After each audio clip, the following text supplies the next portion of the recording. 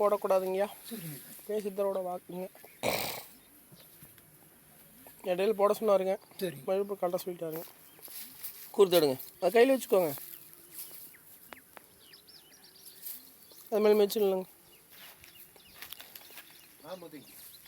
உங்கள் பேர் சொல்லுங்கய்யா. மயில்சாமி. ஊருங்க? காட்டம்மன் புதூரா? என்ன தொந்தரக்காசிரி வேலை பண்ண சமாதிக்கு வந்திருக்கீங்க? இந்த 2 காலு வலிங்க. தொட்டு காமிங்க, ஒரு விரலால் மட்டும் தொடுங்க. முழங்கால் இருந்து இந்த முழங்கால் பாறை. சாமி தொட்டு வைங்க, அப்படி தொட்டால் தான் நான் 3 தடவை ஃபோக்கஸ் பண்ணணும். நாராயணா வேலைப்பா. ஆரம்பித்த காய்ச்சல் குளிர் வந்ததுங்களா? வந்து நைட்டு வந்துதுங்க. சரிங்க, அடுத்து வேற எங்கீங்க? சரிங்க, இந்த கால் இருக்கா? இந்த காலையும் இங்கே திரும்புங்க. அப்போ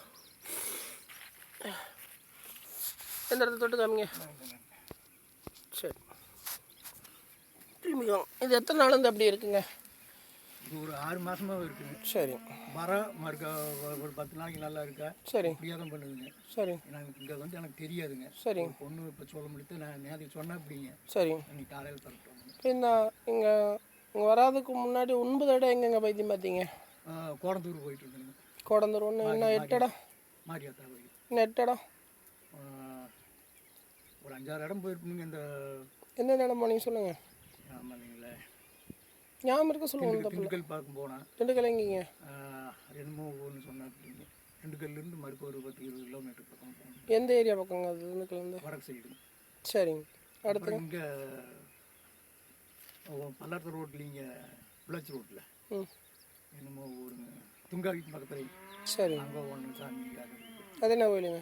அது காளியாத்தா கோயில். சரி, அங்கே திண்டுக்கல்கிட்ட போனது என்ன கோயிலுங்க? அது ஒரு மாட்டு வைத்திய பார்க்கணும் கோயில் வந்துட்டு. அந்த கோயில் என்ன கோயிலுங்க? கோயில் இல்லைங்க, சும்மா வீட்டில் பார்க்குறாரு. அவர் பேருங்க? அது பேர் முச்சமி. சரி, அடுத்து என்ன வேறங்க? வேறு அது பக்கம் மறுக்க தாண்டி வச்சுருங்க. உங்கள் ஊருக்குள்ளேயே தாண்டி வச்சோம். என்ன வச்சு தாண்டி வச்சிங்க? இந்த மாட்ட 1 ரூபா காசு, மிளகாய், கருப்பு, புயல் துண்டு, கறித்துண்டு, இந்த மாதிரி வச்சு தாண்டிச்சோம். சரி, நெலும் சம்பளம். சரி, இதெல்லாம் வச்சு தாண்டிச்சோம். யார் தாண்டி வச்சதுங்க? எங்கள் ஊரில் ஒரு இருக்கிற அப்படி மந்திரிக்கிறோம். அந்த பையனோட பேருங்க? பெரியசாமி. சரி, அடுத்து வேறங்க? அப்புறம் எந்தெந்த ஹாஸ்பிட்டல் போனீங்க? ஆஸ்பத்திரி நிவாத ஆஸ்பத்திரி, மறுக்க 1-2 ஆஸ்பத்திரி தாராவட்டிலேயே தான் போகணும். சரி, இது இத்தனை இடம் பார்த்து ஒன்றும் எடுபடலையா? கொஞ்சம் கூட குறையிலையா? நல்லா இருக்குதுங்க. அந்த மாத்திரை சாப்பிட்டு ஒரு 10 நாளைக்கு நல்லா இருக்குது. மறுக்க ஆரம்பிச்சிது. ஆனால் ஊசி போட்டு குத்துறோம், அப்படி குத்துறது. இப்போ மற்ற இந்த அந்த இடத்துக்கு போய் மந்திச்சிருக்கீங்க, அதெல்லாம் பண்ணியிருக்கீங்க, அதுக்கெல்லாமே எடுபடலையா? கொஞ்சம் கூட குறையிலையா? அதான் எனக்கு ஒரு 4 நாளைக்கு நல்லா இருக்குதுங்க. மறுக்காம ஆரம்பிச்சு மறுபடியும் நல்லா மறுபடியும் அங்கே போக வேண்டியதானே? ஆஸ்பத்திரி போனால் இப்படியே தான் வருதுங்களே. மறுபடியும் அங்கே போக வேண்டியதானே? அப்புறம் இங்கே சொன்னாங்க. இது எத்தனை வருஷம் அப்படியே போயிட்டு இருக்கு? 6 மாதமுங்க. சரி, கொடுங்க. நாளையிலேருந்து நீங்கள் சரி 9 நாள் தொடர்ந்து வரணுங்க. விடிய காலையில் 3:50க்கு இங்கே இருக்கணுங்க. நைட்டு 3:50ங்களா?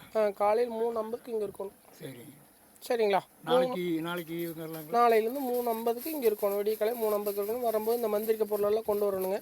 சித்தருக்கு சமாதிக்கு அங்கே எழுதி ஒட்டி இருப்பாங்க, அந்த பொருளெல்லாம் கொண்டு வரணும். வேப்பமத்த வேலை பாருங்கள். இதுக்கு மருந்து போடணுங்கய்யா. 590 ரூபா ஆகுங்க. அடுத்து உங்களுக்கு 5ஆவது நாள் தான் மருந்து கொடுப்பாங்கய்யா. 3 தடவை உங்களுக்கு மருந்துங்க. அதுக்குரிய பணம் கொண்டு வாங்க. பணம் இல்லை அப்படின்னா இருக்கிற பணத்தை கொடுத்துட்டு போங்க. மீதி வந்து அடுத்த இடம் கொண்டு வரும்போது பணம் கொடுத்துட்டாங்கன்னு சொல்லி வாங்க மாட்டாங்க.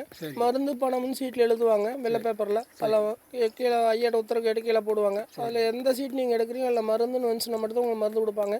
பணம்னு வந்துச்சுன்னா நீங்கள் கொடுத்த எவ்வளோ கொடுத்துருக்கீங்களோ அந்த பணம் உங்கள் கையில் திருப்பி கொடுத்துருவாங்கய்யா.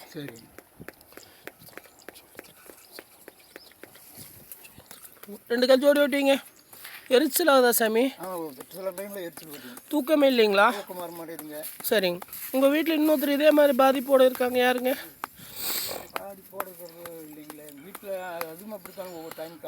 அதாங்க பாதிப்பாக தான் இருக்குங்கன்னு சொல்கிறாங்க. அவங்களையும் கூட்டி வர சொல்லுவாங்க, கூட்டி வாங்க. அவங்க 5 பந்தல் தடவை இல்லாமல் 5 தடவை அவங்க வரணுங்களாம்மா. அவங்களுக்கு இந்த பொருளெல்லாம் கொண்டு வர சொல்லுங்கள்.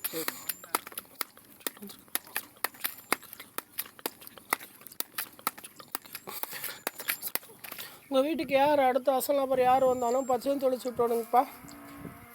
பச்சை தண்ணி தொளிச்சு விட்டுருவாங்களா? உங்கள் வீட்டில் 3 ரூம் இருக்குல்ல? ஆமாங்க. அந்த 3 ரூம் ஒரு ஆச்சாரம் இருக்குல்ல? அதில் எல்லாத்துலேயும் பச்சை தண்ணி தொளிச்சு விடணும். சரி. இல்லை அப்படின்னு உங்களை பாதிக்கும். யார் வந்துட்டு போனாலும் பச்சைன்னு தெளிச்சு விடணும். உங்கள் வீட்டில் என்ன தீட்டானாலும் ஏற்றுக்குவார். வீட்டில் தூரமானாலோ குழந்தை பிறந்தாலோ ஏஜ் அட்டன் பண்ணாலோ கேதயமானாலும் ஏற்றுக்குவாங்க. இது அடுத்து அசலால் தீட்டாச்சு அப்படின்னா உங்களுக்கு பாதிக்கும். காரணம் என்ன அப்படின்னா, நம்ம வீட்டில் கேதயமானால் நம்ம உடனே குளிக்கிறோமா? உடனே குளிக்கிறோமா? உடனே குளிச்சிருவீங்களா? குளிப்பா. எத்தனை நிமிஷத்தில் குளிப்பீங்க? குளிச்சுடுவாங்க. ஏஜ் அட்டன் பண்ணால் குளிச்சுடுவோம். அப்படிங்க நானும் எங்கள் வீட்லேருந்து இருக்குங்க. இல்லைங்கய்யா, நான் கேட்குறேன், உங்கள் வீட்டில் கேதயமானா உடனே குளிச்சிருவீங்களான்னு கேட்குறேன். குளிச்சுடுவோம் அப்படிங்க. ஆனால் இப்போ ஆகிறது இல்லைங்க. அது ஏன்னா 56 வயசு ஆகி போச்சுங்க. ஐயா, கேதயம்னே இறந்தவங்க உங்கள் வீட்டில் யாரோ ஒருத்தர் அப்பாவோ அம்மாவோ இறக்குறாங்கன்னு வச்சுக்கோங்க. காரியம் முடிஞ்சு போட்டு குளிப்போம். காரியம் முடிஞ்சு எத்தனை நிமிஷம் குளிப்பீங்க?